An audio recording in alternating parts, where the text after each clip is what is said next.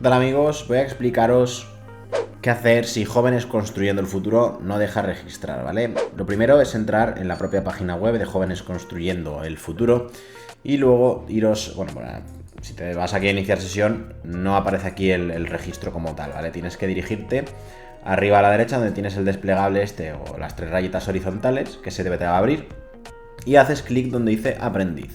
Cuando estás aquí en aprendiz tienes que bajar, ¿vale? Hasta donde te dice generar folio, ¿vale? Aquí tienes el flujo de participación completo, por cierto, si lo necesitas, pero bueno, te vas a meter aquí en generar folio y es aquí donde tienes que hacer el registro. Ingresas aquí tu CURP y ya empiezas con el formulario de registro donde te dice los diferentes apartados.